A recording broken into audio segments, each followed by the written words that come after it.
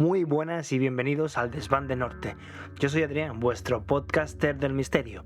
Y como cada fin de semana hablaremos de diferentes temas relacionados con lo extraño, relatos increíbles, sucesos paranormales y un tema que me interesa muchísimo, las extrañas desapariciones. Un tema muy complejo. Solamente deciros que podréis encontrarme en plataformas como Anchor, Spotify, Apple Podcast y Amazon Music. ¿Qué tal? ¿Cómo estáis? Bienvenidos. Estamos ya a fin de año, 30 de diciembre, y en este último capítulo del año me gustaría abarcar un poco más de detalles en cuanto a lo que involucra a este tipo de desapariciones extrañas. Ya comenté, creo que ciertos factores y además también ciertas hipótesis. Que las crean o no depende de cada uno, ya que cada desaparición es un mundo. Y dentro de lo misterio y lo extraño, cada persona comenta y abarca lo que piensa sobre estos tipos de temas.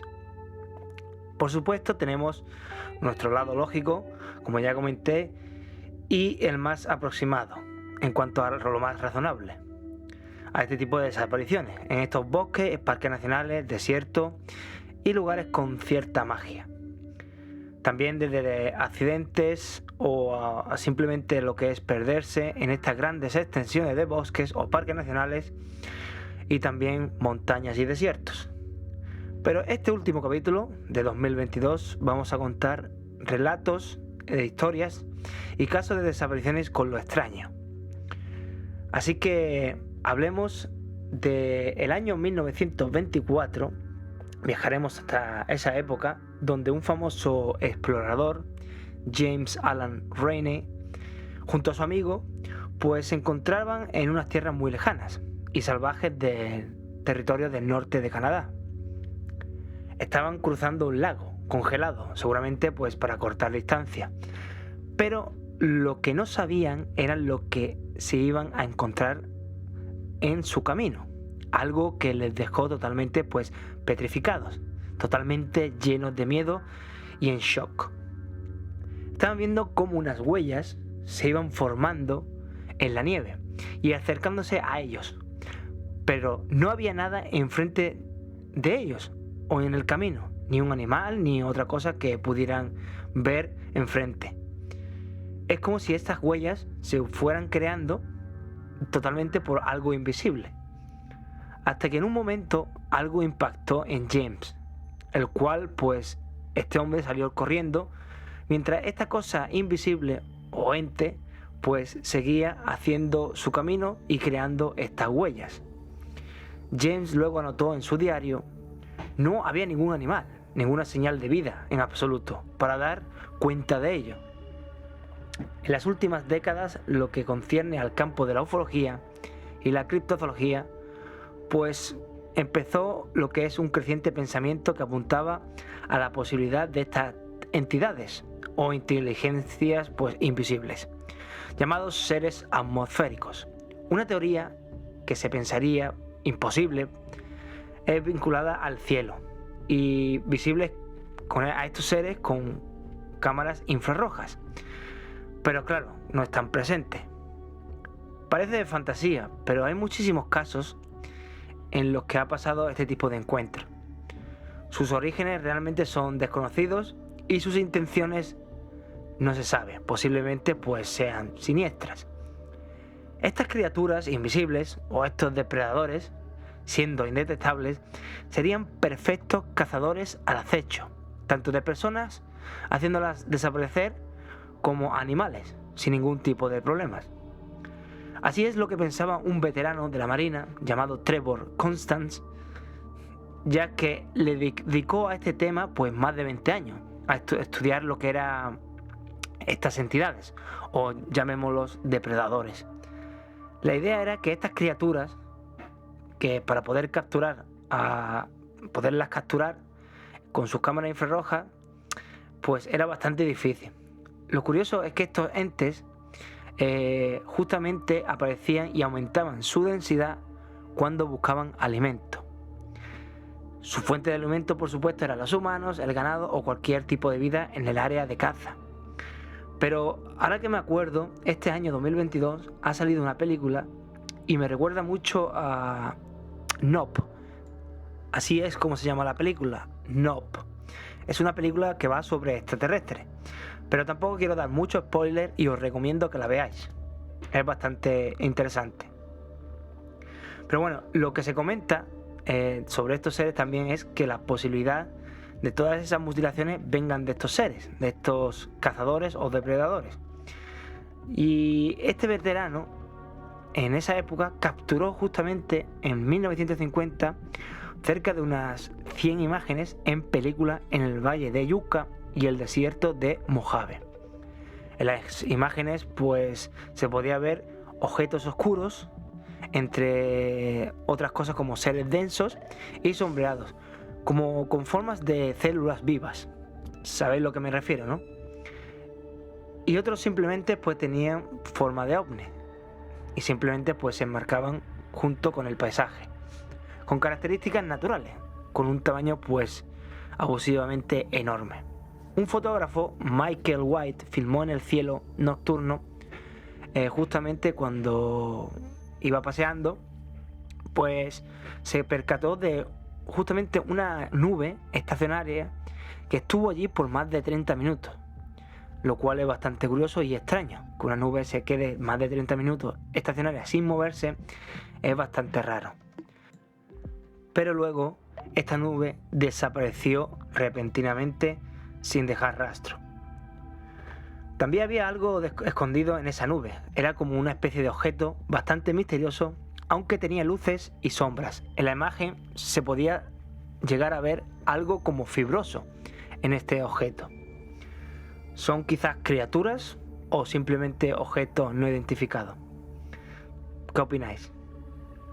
Aunque suene realmente bastante fantástico, o quizás sean imaginaciones, hay que señalar que en 1949 la Fuerza Aérea de los Estados Unidos hizo unas declaraciones muy reveladoras sobre lo que era la posible existencia de algún tipo de extraños animales que habitan en los cielos.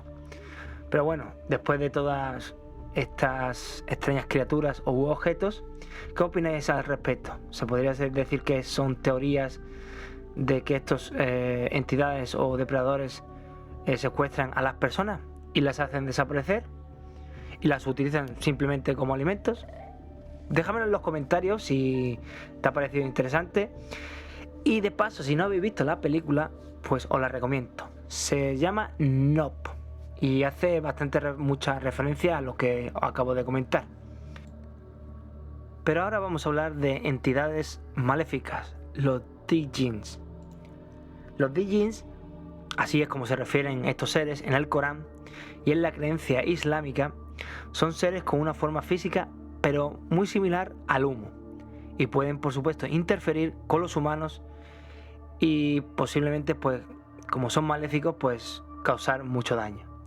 Normalmente no son vistos quizás por su gran rapidez al moverse y puede aparecer en nuestro mundo con un aspecto demoníaco en su total forma.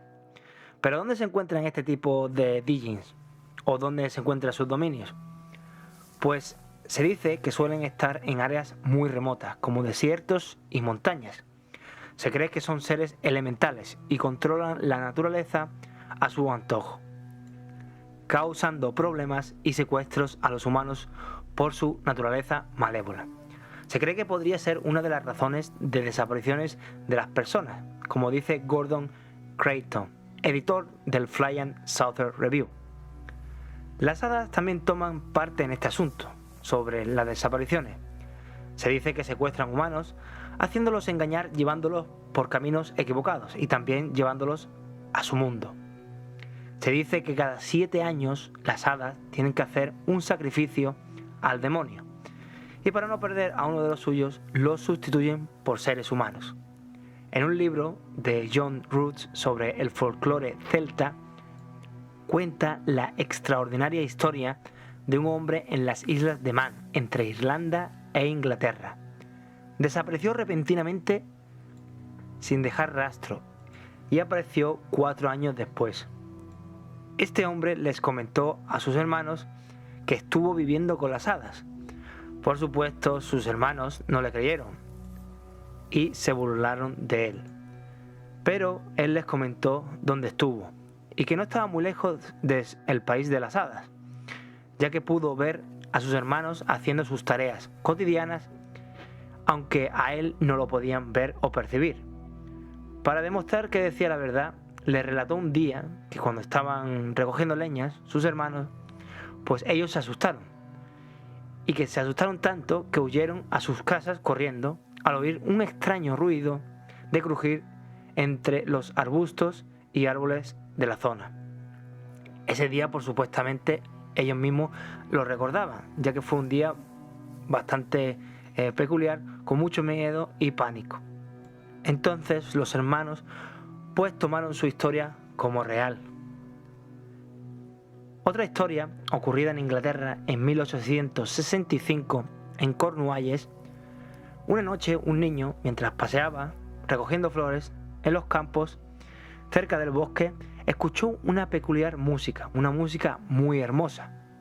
Empezó a acercarse, caminando hacia el bosque para saber de dónde provenía tal música, ya que se le hacía muy interesante este tipo de melodía, ya que era como una especie de música que lo atraía, ¿no?, al lugar de donde sonaba. Era muy hermosa y peculiar. Sabía que no debía de entrar en el bosque, pero cada vez que se adentraba en el bosque parecía como si se abriera un camino fácil y sin ningún tipo de problema hacia donde lo dirigía la melodía. Resultó que al andar y al pasear por él, pues no sufría ningún tipo de rasguño ni ningún tipo de dificultad. Llegó a un lago y entonces la música se detuvo. Por supuesto, en su larga travesía, en su camino, pues el niño estaba bastante cansado y lo que hizo fue pues quedarse dormido rápidamente. Lo increíble es que el grupo de búsqueda lo estuvo buscando por varios días. El muchacho pues le comentó cuando lo encontraron a sus padres que una mujer lo había llevado a un palacio de oro y cristales como arcoíris, pensando que solo el niño pues pasó una noche sin preocuparse, pues él mismo no se captó que pasó pues varios días. Seguramente el niño pensó que fue llevado al país de las hadas.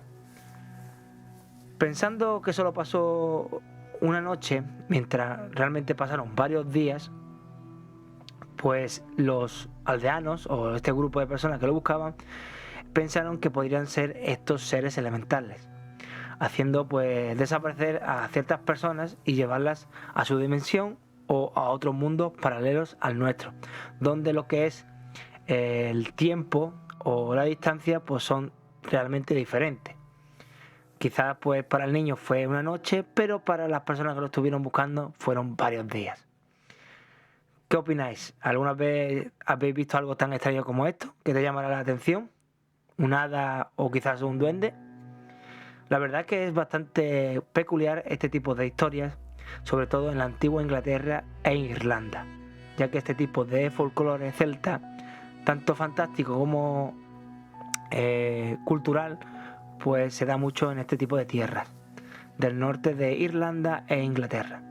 Es bastante curioso, ¿no? Duendes, ogros, trolls, hadas o djinns, pues son seres elementales que realmente pues pueden llegar, como dicen, a controlar el terreno o el clima, o incluso a ver, pues, ¿por qué no abrir lo que son portales dimensionales, donde la relación pues tiempo-distancia o quizás como llamaríamos mundos paralelos, pues no corre demasiado lo que es el tiempo tanto allí como aquí.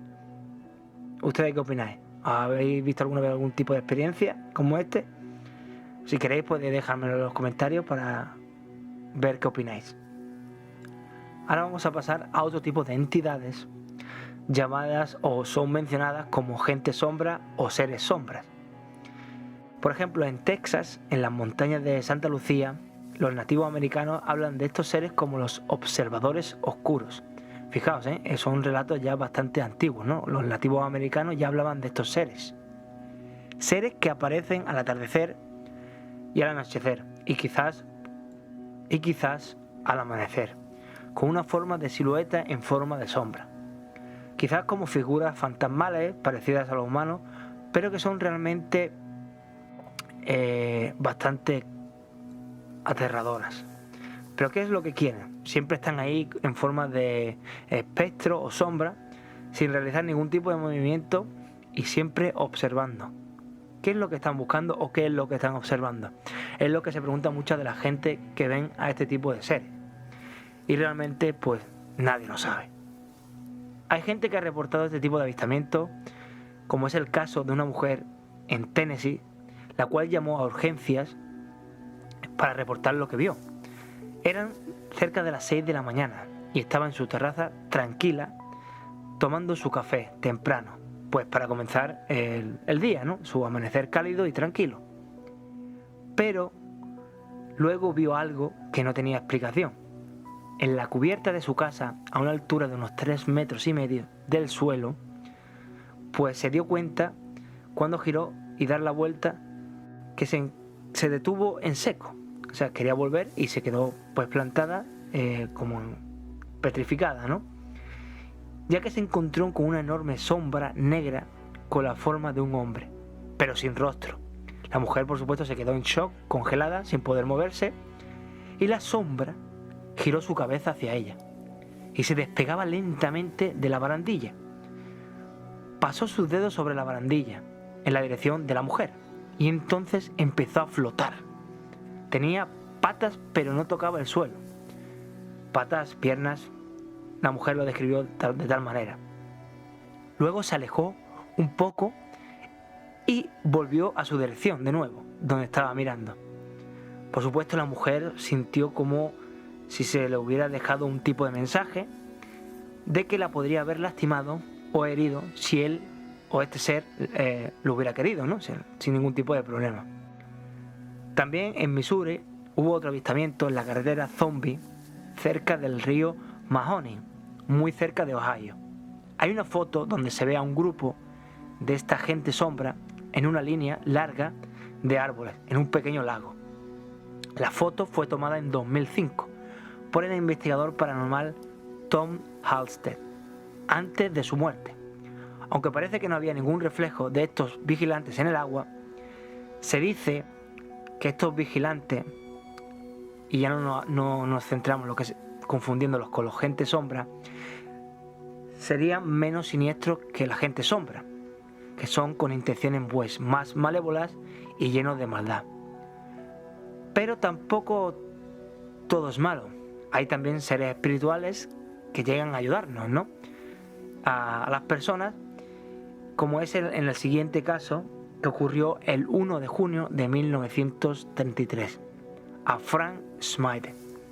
Estaba solo en el Everest, pero con sus compañeros, ¿no? Pues estaban cansados, fatigados, y ellos pues querían regresar. Él tenía la idea de que como estaba a muy pocos metros quería pues seguir, ¿no? Al final pues el hombre se quedó solo y intentó conquistar el pico más alto del mundo, que se encontraba él exactamente a unos 7.950 metros de altura, donde ya pues el oxígeno era casi insuficiente. Era abrumador, ya que solo le quedaban pues unos 300 metros para llegar a la cima. Entonces sacó una onza de alimento, o una onza de energía, o una barrita energética, que necesitaba pues para conseguir esos 300 metros. Mientras buscaba, pensaba, y al mismo tiempo pues darle un trozo de esa barrita energética o esa onza de chocolate, o lo que fuera, a su compañero. Pero resulta que él estaba completamente solo. En su última lucha, pues él pensaba que alguien lo acompañaba. Estuvo demasiado avergonzado de contar la experiencia que tuvo, lo que le sucedió de tal experiencia y ser pues burlado por sus compañeros.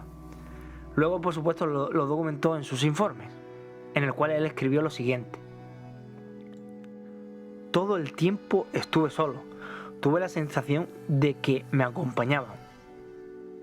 El sentimiento que tenía era muy fuerte, demasiado fuerte. Los psicólogos Peter Sudfeld y el escritor John Geiger pues terminaron hablando de esta experiencia bastante común que se llega a suceder pues en lugares remotos y bastante riesgosos, con ambientes hacia una experiencia de presencia que ellos mismos perciben, como una especie de mecanismo de afrontamiento, como que está dentro de su consciente, ¿no? Ya sé que puede aparecer pues en extremos entornos, como es este caso, y dicen que las propias presencias pueden variar su tipo de apariencia, ¿no? Identidad o comportamiento. Quizás sea simplemente un producto de nuestra imaginación cuando llegamos a un límite en donde pensamos que no podemos dar más y nuestro propio subconsciente pues nos da como una especie de empujón, ¿no? Como ocurre no en este caso de casos extremos de donde tu vida pues está pendiendo de un hilo, sino que en deportes, por ejemplo, se suele recurrir a este tipo de mecanismos, ¿no? He escuchado y he leído por ejemplo, de cuando yo he hecho triatlón, en mi caso, por ejemplo, y es todo la mente, ¿no? Combinado con el cuerpo, por supuesto, pero la mente es la que hace que demos un paso más o un paso menos. ¿A qué me refiero? Si nos quedan, por ejemplo, 10 kilómetros de una final que podemos ganar, pero estamos tan fatigados, nuestro mecanismo de subconsciente nos hace dar ese último respiro, ese último empujón, ¿no? Como podríamos decirlo. Y no que nos haga hacer imaginar que vemos algo, sino al revés, sino que nos da potencial para terminar lo que nos queda. Como una especie de motivación, pero hace sentir que ese mecanismo pues nos da determinar nuestra meta y conseguirlo. En este caso es al revés, ¿no? En este caso son ya formaciones de imaginaciones o cualquier cosa imaginativa de nuestra mente que nos hace pues formar este tipo de entes, ¿no? O espíritu, como queramos llamarlo. Pero en fin, ¿qué opináis? Es bastante curioso, ¿no? Pero bueno, ya después de que hemos hablado de este tipo de DJing, entes, gentes sombras, espíritus, que nos hace pensar cuando estamos en riesgo para hacernos seguir viviendo, que son bastante curiosos, la verdad. Hay muchos más casos de este tipo, pero ahora vamos a hablar como siempre, de temas de desapariciones, donde hoy hablamos de casos de niños perdidos, ¿vale? Es un caso que ocurrió el 2 de julio de 1964, donde el New York Times publicó este extraño caso, el cual pues una niña de 3 años desapareció. Se organizó pues una búsqueda de 400 hombres. La niña pues desapareció durante 17 horas. La niña, Mónica Meyer, se alejó de la casa de verano de sus padres, pero fue luego encontrada totalmente despeinada, aunque en buenas condiciones. Fue encontrada por un guardia que la encontró acurrucada en una roca en la cima del Paradise Mountain, que estaba a una altura de unos 487 metros, en lo más remoto de tal área, en Nueva Jersey. Aquí deberíamos de preguntarnos cómo logró llegar tan lejos y cómo logró pues escalar esta montaña o cima. Ni siquiera los perros rastreadores pudieron detectar su olor, con lo cual es bastante curioso y se asemeja muchísimo al factor de Missing 411. Otro caso, pero más trágico, que ocurrió en invierno de 1890 fue a Otis Powell, de unos 4 años. Se encontraba en la escuela y la maestra le pidió a los niños recolectar leña de los alrededores del bosque para la estufa y así calentar la escuela. Todos los niños, por supuesto, regresaron, menos Otis. Cuando se dieron cuenta que Otis no estaba, los demás niños fueron enviados con sus padres y así buscar y empezar la búsqueda. La escuela estaba pues situada dentro del Bosque Nacional George Washington, en los Apalaches, cerca de Bluff Mountain.